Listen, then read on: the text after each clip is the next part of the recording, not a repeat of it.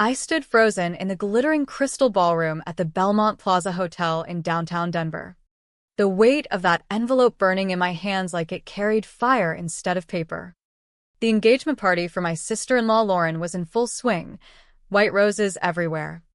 Ice sculptures catching the light from crystal chandeliers. The elite of Colorado's society mingling with champagne flutes in hand. Children from the extended family crowded around the gift table, tearing open extravagant presents from their grandparents Robert and Victoria Bennett. Gaming consoles, luxury sneakers, even a certificate for horseback riding lessons for the older cousins. My 7-year-old daughter Mia waited patiently in her pale blue dress, her small hand half raised in anticipation. But when it came to her, Victoria simply smiled past her and moved on to the next child without a word. Mia's shoulders slumped. Those bright, curious eyes that usually lit up at the smallest wonder dimmed with quiet realization. She was invisible again. Before I could pull her close, my husband Ryan leaned in, his voice low and urgent. "Dad asked me to give you this. It's paperwork for Mia's education fund. Sign at the bottom so we can enjoy the night." He pressed the envelope into my palm casually, already turning back toward his colleagues, as if it were nothing. I slid the document out right there amid the laughter and clinking glasses. The legalese was cold, a clause restructuring the Bennett family trust to delay Mia's access until age 30. Naming Ryan as the sole trustee with power to approve or deny withdrawals, citing her sensory processing issues and learning challenges as justification for protecting the assets. My hands trembled.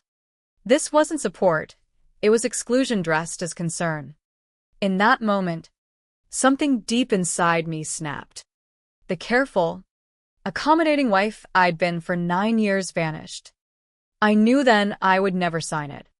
But to truly understand the betrayal, let me take you back to where it all started. I met Ryan Bennett at a charity gala for children's literacy programs held at the Denver Art Museum 8 years ago. He cut an impressive figure in his tailored navy suit, tall and confident as he networked the room with ease. I was there representing a small local gallery where I worked part-time, feeling out of place among Denver's old money crowd. Ryan approached with 2 glasses of sparkling wine and asked my opinion on a striking abstract painting. His genuine smile and thoughtful questions about art and community work drew me in immediately. Our romance moved fast, 6 months to engagement, 3 more to a beautiful ceremony at the Family Country Club in the foothills west of Denver. The Bennetts were Denver royalty, old money tied to real estate development and local politics. Robert and Victoria were polite to me at first, but I sensed their reservations. I came from a modest family in suburban Aurora, my dad a teacher, my mom a nurse. Victoria once remarked to a friend at a dinner, loud enough for me to hear, that I was sweet but from such a simple background and trying hard to adapt. I pushed the sting aside, focusing on building a life with Ryan. By our first anniversary, I was pregnant with Mia. The pregnancy was rough. Severe morning sickness turned into complications that confined me to bed rest for months. Ryan handled logistics well, arranging top doctors and covering costs without complaint, but emotionally he stayed distant. He treated it like a checklist item rather than a shared journey. When Mia arrived, tiny and perfect, I hoped things would change. Instead, Ryan seemed disappointed from the start. He had pictured an outgoing, athletic child who would excel in school and sports, carrying on the Bennett name with ease. Mia was different. Quiet. Observant. She preferred watching the world from the sidelines. By age 3, specialists diagnosed mild sensory processing disorder and specific learning challenges that made traditional classrooms overwhelming. Noises bothered her. Textures could trigger distress. And reading came slower despite her sharp mind. Ryan nodded stiffly at the news. "We'll fix it with the best therapies money can buy," he said, avoiding my gaze. "The Bennetts don't struggle like this." His sister Lauren, 2 years younger, and clearly the favorite, was thriving, engaged to Connor, heir to a regional development firm. Family talk centered on Lauren's successes and upcoming wedding. The favoritism extended quickly to the next generation. Connor had a son, Jacob, from a prior relationship, an energetic 8-year-old who loved sports and charmed everyone. Robert took Jacob for grandpa-grandson outings to baseball games, while Victoria slipped him cash and praised his potential. Mia, Meanwhile, sat quietly with her sketchpad at gatherings, receiving occasional suggestions to try harder or come out of her shell. It hurt to watch her shrink further. Holidays made it painfully obvious. The previous Christmas at the family estate, every grandchild and related child received the newest tablets loaded with games and educational apps. Mia got a simple wooden puzzle Victoria claimed was better suited for her needs. No screens for sensitive kids. Mia thanked her grandmother softly and retreated to a corner. But I saw the hurt flicker across her face as Jacob and the others compared devices excitedly. That night in bed, I confronted Ryan. "Did you know your parents skipped Mia on the tablets?" I asked, voice tight. he sighed. Scrolling his phone. "Mom mentioned it. She's right. Live. More screen time might make Mia withdraw even more." "It's thoughtful." "It's not thoughtful. It's unfair," I replied, struggling to keep calm. "It makes her feel less than her cousins." "You're overreacting," he dismissed. Mia seemed fine, but she wasn't fine. I saw it in the way she hugged her puzzle tighter, the quiet defeat in her posture. The pattern repeated in other ways. When Mia's teacher recommended specialized tutoring costing a few $1,000s for 6 months, Ryan balked. School provides free help. Why waste money? Yet days later, he wired $15,000 to help fund Lauren's wedding flowers without hesitation. "It's a once-in-a-lifetime event for my sister," he explained when I pressed. Money became another battleground. Despite Ryan's high salary as a senior financial advisor, he controlled our finances tightly. I had a basic household account for groceries, but anything bigger needed his sign-off. He questioned every expense for Mia's occupational therapy or art classes while freely spending on business, entertaining, and family gifts. "We have to be responsible," he'd say. My parents succeeded by being prudent. This from a man who dropped hundreds on rare whiskey to impress Robert. These small cuts accumulated, eroding our marriage slowly. I began carving out space for myself. While Ryan golfed with clients on weekends, I poured energy into Mia and a quiet hobby that grew into something powerful. It started with making handmade ceramic pieces, mugs, vases, decorative tiles with nature-inspired designs. Customers at the gallery loved them. So I launched an online shop called Riverstone Creations. At first, sales were small, shared only with close friends. I kept it hidden from Ryan, knowing he'd belittle it as a nice distraction or try to manage it. Each positive review and repeat order built my confidence. I was more than the outsider wife the Bennetts tolerated. Mia struggled socially at school too. One afternoon, I picked her up to find her sitting alone on the bench, watching others play. "They say I'm too quiet," she whispered. "Daddy says I need to try harder. But I don't know how." Her words pierced me. That evening, against Ryan's objections, I used my secret earnings to enroll her in a sensory-friendly art therapy program. She bloomed there, making friends with kids who understood her world, bringing home vibrant creations and stories of connection. When Ryan noticed her improved mood, I claimed it was a free school initiative. Another small lie in our fracturing life. As Riverstone Creations expanded, I hired a virtual assistant, added custom orders, partnered quietly with local boutiques. My separate savings account grew steadily. It wasn't about leaving yet, but about security. By our 7th anniversary, the business brought in more than I ever earned as a gallery assistant. I felt capable, independent, ready for whatever came. But the inequities kept mounting, pushing me closer to the breaking point that envelope represented at the gala. The discovery that truly shifted everything came months before the gala. Hidden in Ryan's home office. After overhearing a whispered conversation between him and Lauren at her engagement announcement party about trust adjustments, I waited until he showered one morning and searched carefully. Behind a false panel in his desk drawer, I found the folder, Bennett Family Trust Documents. Robert had set up a generous trust for children and grandchildren.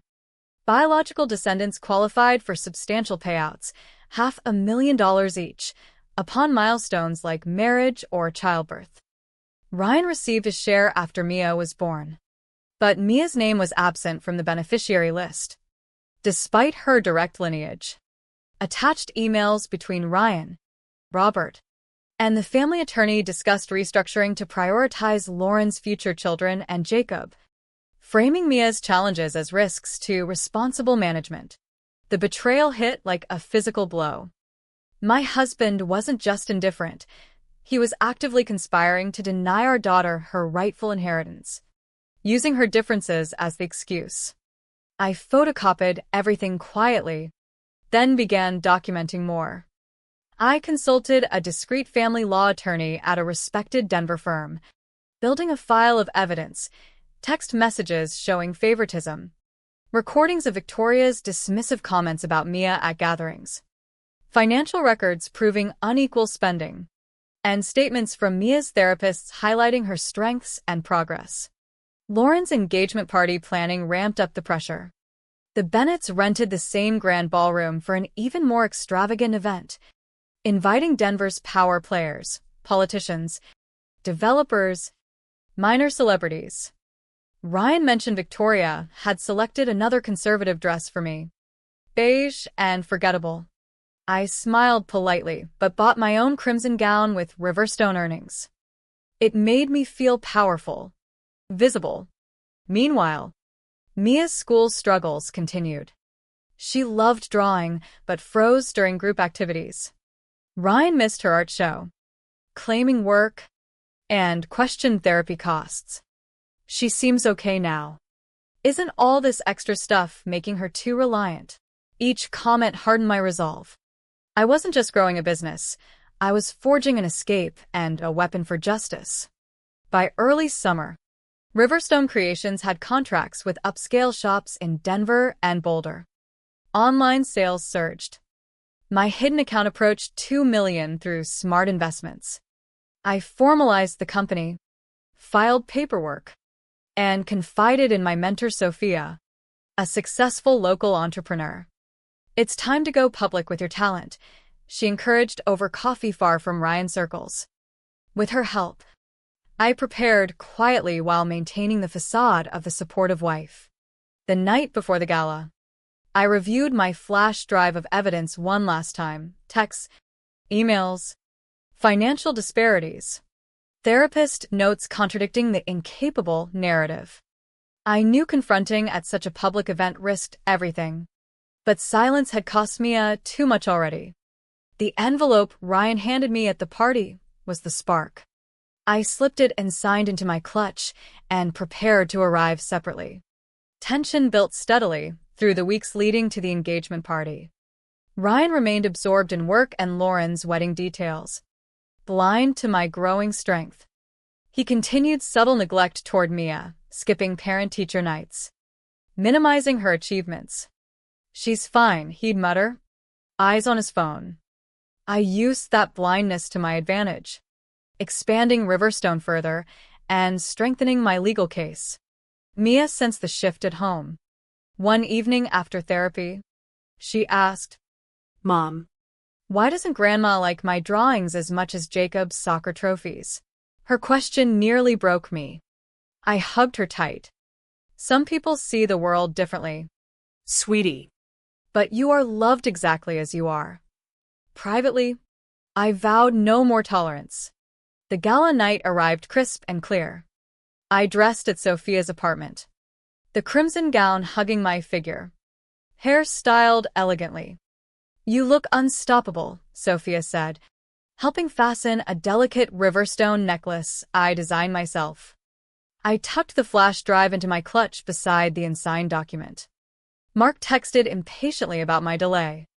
I ignored him, arriving 40 minutes late on my own terms. The ballroom sparkled like a winter fantasy. Ice sculptures, twinkling lights, a string quartet playing softly. Robert and Victoria held court near the champagne tower, beaming over Lauren and Connor's match. Conversations hushed slightly as I entered. Ryan spotted me, irritation flashing to shock at my gown and confident stride. Liv, what is this? Where were you? He hissed, grabbing my arm. I'm here for truth, I replied calmly, pulling away. Before he could argue, I approached the stage where Lauren prepared to speak. The technician accepted my flash drive and $100 bill with a grin after I mentioned family surprise photos. Lauren began her speech, radiant in designer silk. I stepped forward. Excuse me, Lauren. There's a family matter that can't wait. Outrage crossed her face. Robert advanced angrily. This is inappropriate, Olivia. I disagree, I said, voice steady as the screen lit up with the first text exchange between Ryan and Lauren plotting trust changes to sideline Mia. Gasps filled the room. I took the microphone. The room fell deathly silent as slide after slide exposed the truth.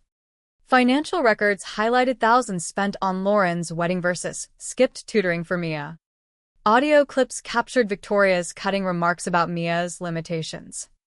Emails proved Ryan and Robert's efforts to rewrite the trust against our daughter. My voice remained measured, but laced with emotion. For 9 years, I've watched my daughter diminished by the family meant to cherish her, I continued. At every holiday, every gathering, Jacob receives praise and gifts while Mia is overlooked or given token items for her own good. Last Christmas, she got a puzzle while others got tablets. When I confronted Ryan, he called it no big deal. I quoted him directly. The crowd murmured. I held up the envelope. Today, my husband handed me this, papers to limit Mia's trust access until 30, with him controlling everything, using her challenges as the reason. A trust one never knew existed despite being married nearly a decade. Victoria stepped forward furiously. This is private. As Mia's mother, I have every right, I countered. I addressed the audience. You see the Bennetts as community pillars, generous donors. But behind closed doors, they devalue a child for processing the world uniquely. An older aunt stood. I've seen it too. Harper, no. Olivia, thank you for speaking up. Supportive nods spread. Ryan stormed the stage. Enough distortions. Everything here is documented from your own words and actions, I replied. You conspired against your daughter. The impact registered. Ryan paled under the scrutiny of business associates. Robert tried damage control, apologizing for the disruption and urging privacy. No more hiding mistreatment, I declared. I announced my attorney had secured Mia's full share, $500,000, and I'd established her education trust independently. How? Ryan stammered, realization hitting. Your little pottery hobby? Riverstone Creations grossed over $1 million last year. I'm also a silent partner in 2 boutiques. Turns out I excel when not dismissed as inadequate. I stepped down amid stunned silence. Sophia flashing a thumbs up from the back. The facade cracked. Lauren cried. Connor edged toward the exit. I walked out head high, heart racing but free. Ryan didn't return home that night. His 2 a.m. text demanded a talk, claiming it wasn't over. But for me, the chains were broken. The next morning, I filed for divorce with prepared documents. His attorneys soon pushed for settlement, suddenly generous toward Mia to avoid public scandal. Word raced through Denver circles. Some defended the powerful Bennets, but many parents of neurodiverse kids reached out in solidarity. Lauren postponed her wedding for family healing. Connor was spotted reconciling with his ex. Ryan moved downtown, initially avoiding Mia by claiming alienation. The reality was harsher. He had never truly seen her. Robert and Victoria donated to learning disability causes and issued vague public regrets. Too little, too late. But it sparked small conversations in their social set. Mia and I stayed in our home, backed by strong counsel and my financial independence. I expanded Riverstone openly, embracing my role as entrepreneur. Mia thrived without constant subtle judgment. Her art improved, confidence grew, grades rose, and she joined a youth group for sensory-sensitive kids. One bedtime, Mia asked, Mom, "Are we okay now?" I brushed her hair. "More than okay. love. We have enough. And we're building something real." She smiled thoughtfully. "Can we use some money to help kids like me whose families don't get them?" Her compassion after everything moved me deeply. We started planning outreach the next day. Reflecting alone later, I realized the journey's cost but also its gift. Love sometimes demands confrontation, not endless peace. Fighting for Mia's dignity freed me too. The envelope meant to control became liberation's catalyst. Some call it revenge. I see justice for Mia, myself, and any child made to feel lesser by those claiming love. We rebuild brick by brick now, on truth and respect. Together, finally free. What would you do when family love turns conditional? The question lingers.